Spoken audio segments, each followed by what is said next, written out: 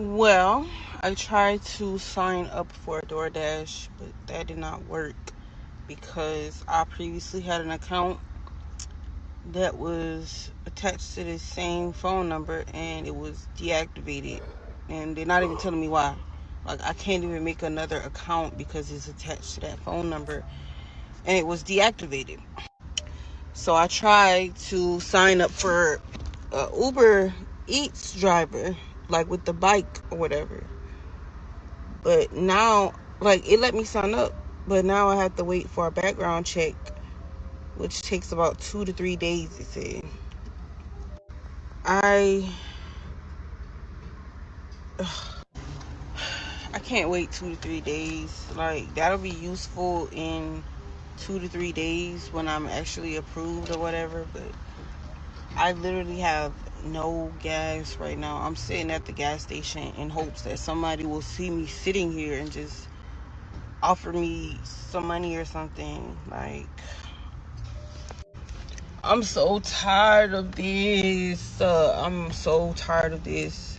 I talked to my housing specialist yesterday and he said they're backed up doing inspections. So it's no telling when I'm gonna get in this fucking house at this point, bro. Like, I'm trying my best to just stay strong, like, and just try to figure something out.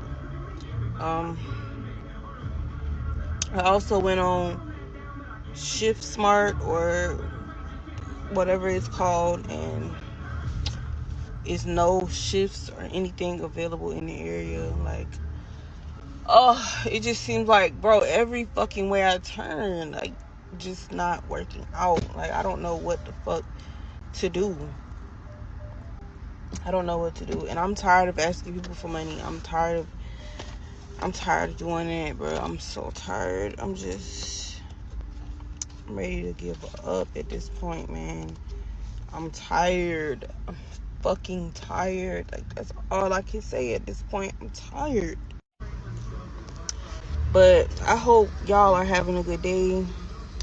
I'm gonna figure something out. I don't know what I'm gonna do, but I do have some Chick-fil-A points, so I might just use those to try to get me something to eat, some fries or something. But yeah, I hope y'all have a good day. I'll come back on here, update you guys with what's going on. Yeah. So there's a lot of ways I can come at this thing. And I'm going to try to hit just about every one of them that I was thinking about. But first, I know we can forget if you guys could like the video. It actually helps me tremendously. And it only takes about a millisecond. So if you could like the video, I greatly appreciate it. Now, this young lady right here, right? Exhibit A. We got a few things we can come at. First of all, this new generation, they don't apply for jobs. They just apply for gig work, DoorDash, Uber Eats, and they think that's jobs. These, I guess, little sole proprietorship type jobs that basically allow you to wake up whenever you want. You have no obligation to nobody. And it's like an entrepreneur, but you're really just running down your car. She doesn't even have gas. So why she thought that was the viable option? She doesn't even have gas to get started, even if the 3 days did elapse. Now, second, just like I brought up the job point, why aren't you applying for jobs? When your car had a little bit of gas within your little area, who thinks that she went and applied to every job within her area and tried to get on with one of those? She didn't. And even if she did, she would have been hustling backwards, because it would have been silly to go apply with those things in your face. And, now you have something permanent as well, because she has a tattoo right here on her face as well. So that already pretty much disqualifies you from 80-90% of jobs, right? And that's a self-inflicted wound that you put on yourself. Now, I'll keep it succinct and say my last point, which is the fact that she ultimately mentioned, and listen, this is to help, because she mentioned that She's just going to sit in her car and she just wishes somebody would just see her and come help her. See, I always ask, like, what was y'all doing before you could come online and beg? And I remembered, because what you used to do before you can come online and beg is, if you're at the gas station right now, it sounds like best use of your time is to get off TikTok and go get you a little cup and go sit somewhere with your cup and find some paper, find something in your car, whatever, write a little message on there, and do what panhandlers have been doing for centuries. But just sitting in your car, hoping that somebody's going to come and approach your car and just offer to give you something, is wild, in my opinion. And I think that's how a lot of people today view life. They're just sitting somewhere waiting for somebody to come and change their life tremendously and give them a handout. And that's not how life works. You have to get in motion if you want to make opportunities start to emerge. And if you're not in motion, then don't expect nothing to come from you and expect you to stay exactly where you are. Matter of fact, you're not going to stay where you are. Something's always happening. So things are going to be getting worse. So that's what I think about that situation. Lady was up here crying about her food stamps. I feel so sorry for her. You know, it is people out here that really need their stamps, man. I mean, this don't make no sense. She asking for a little change. I gave her $5.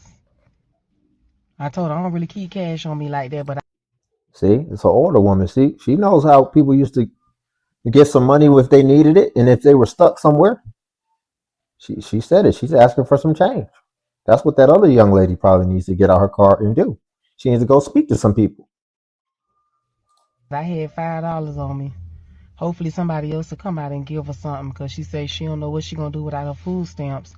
She says she only get $28. I say, well, ma'am, but what are you about to talk? I say, ain't trying to be funny, but $28 really lasts you a whole month? She said, yeah, because she get noodles and bread and stuff. Dang, it's bad, man. I hope somebody help him. Listen, before y'all get on here and argue with me, That's not funny, but it's just showing. People act like they can starve. They was getting more food stamps than they needed. Here you have this lady surviving off $28 because she's making it stretch. to get his sister together. I'm not arguing with nobody that has a voucher or nobody that's defrauding the system. Okay, that's all I'm gonna say. Now I could keep going if you want to keep going. I could just call a state too. Okay, because I think if your mom got if somebody got a Section 8 voucher, I think only the people on the voucher are supposed to be staying there. I don't think it's supposed to be a whole bunch of different people. I don't know. Correct me if I'm wrong. Okay, but what I'm not gonna do is go back and forth with you when I'm gonna just call a state on you. I'm just not gonna do it. Like I'm not. You're not gonna come on my phone. You're not gonna harass me. You're not gonna do any of that. Okay, especially when I'm funding your stay. You're just not gonna do it when you're committing government fraud. Okay. We're just not gonna do it. Okay, so it's just important to remember before y'all get online and y'all come at people, or before you text people's phones, or you try to harass them, or let your brother or anybody put a battery in your back. Make sure that y'all don't need the state. Make sure that you're following all the guidelines. Okay. All right. Thanks. Have a good. Ultimately, she's got like a family member or something still trying to ask her for help, because why? It's those regulations you got to stay within. You got to stay within that threshold. So although you may have a lot of your necessities taken care of, you really can't have much discretionary income, especially the more benefits you're getting.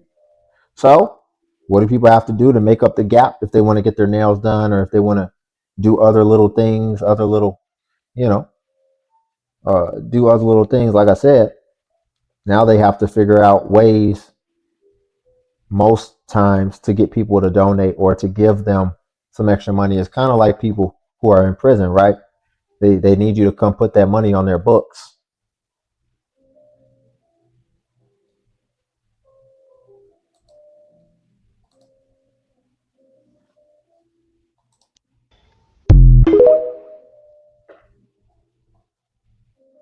And some people that get help from the government, got Section 8 vouchers or anything, y'all should not even have an opinion when people talking about how high rent is. And I'm saying some because some of y'all do still pay like full rent and y'all have government assistance, Section 8, and I don't even understand that. But yeah, some of y'all rent be $100 or less. And some of y'all still can't even keep up with that. Some of y'all be struggling to pay that. Baby, if my rent was $100 or less, I will be paying that up in advance. Rent wouldn't even be something that I have to worry about if I had the opportunity to get government assistance, Section 8, or whatever. And it's just people that be on those programs always got so much to say about other people not having their own place. But it's just like if you didn't have that government assistance and that low rent, would you have your own place? No, some of y'all would not have your own place because this rent is high as hell. Some of y'all don't even have jobs or work. So I know y'all would not have your own place. Like, I just want everybody to worry about themselves, stop judging people for not having things because they don't have help. Some people doing it on their own. Some people got kids and still got to pay rent, 2K, 1K a month. Then you got to think about it. Some people got to pay gas and electric and water. All apartments don't include the water bill.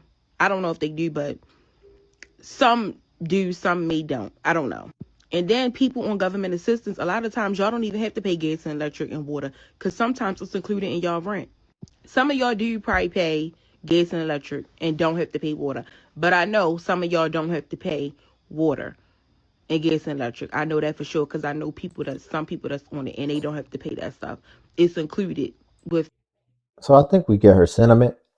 And ultimately, what I took away from that is, you know, apparently, and I've reviewed a lot of people who kind of have that story of like somebody on government assistance, like ishing on them, like basically, like the way that I see a lot of people who are upset about it is like there was somebody on government assistance that was all on their high horse and basically was bragging, which we see them doing on TikTok, but a lot of people we review have these personal stories of somebody on Section 8 or benefits, like putting their nose up at them. That's never happened to me. I don't think I've really come across or that I was aware of it, right? If I did. But I'm curious about y'all. Like, do y'all have any stories of that happening to you or just something crazy? You know, tell me in the comment section. And like the video. We'll watch one more before we hop off.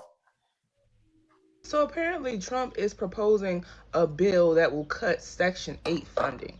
You don't have to be someone that utilizes Section 8 to see the damage that this man is trying to cause. Why is it when money needs to be cut, they want to try to take from low income families, but not make their rich friends pay their taxes? If the people who were well off would just pay their taxes, no money would need to be cut. And people seem to think that, oh, ghetto people are just the ones with Section 8. No, it is made for low income families, people with disabilities, veterans, people that just need help paying their rent. It just seemed like to me that they like to attack groups that are the most vulnerable instead of getting more money from the groups that are more stable. That's just crazy to me. And at some point, you got to think these people are really evil. You're cutting funding from people who already can't afford their housing. How evil do you sound? Section 8 has paved the way for many people to be able to have roof and housing over their heads. So to make that a primary focus for cutting, it's just weird to me. Diabolical. So I see people bring this up a lot where they try to make it seem like the rich people or the well-off people need to pay more taxes, especially because in response or in reaction to certain programs being cut for the less fortunate, right? And I don't even like the word less fortunate because most of these people who are considered less fortunate are fortunate. They're just making decisions. But let's get back on track because it's my understanding that, you know, the wealthy people, the well-off people actually pay the lion's share of the taxes. So to want to tax them more, I think that I don't know how much sense that necessarily makes. But let's look here. So what it says is that the top 1%, this group earning over 700K annually, pays roughly 42 to 45% of all federal income taxes. The top 10%, group pays about 73% of all federal income taxes. And lastly, what it shows is that the bottom 50% pays about 2 to 3% of total federal income tax pie. So, what the takeaway is here is that the top 1 out of 100 people pay nearly half the entire country's income bill. So, her point to want to tax the wealthy more, in my opinion, falls somewhat on deaf ears because they're already paying most of the taxes. And that's not even including them supplying jobs, maybe rentals if they have, investment properties and things of that nature. So they're already contributing a lot to society. And, I think it's just a little sad to be complaining that free things that have been pretty much had the floodgates open for the longest are now getting some sort of regulation. But we'll leave it there for today. If you all could like the video, I would greatly appreciate it. It helps more than you know. And also, if you could hype the video, that's a new feature on YouTube where it helps smaller content creators.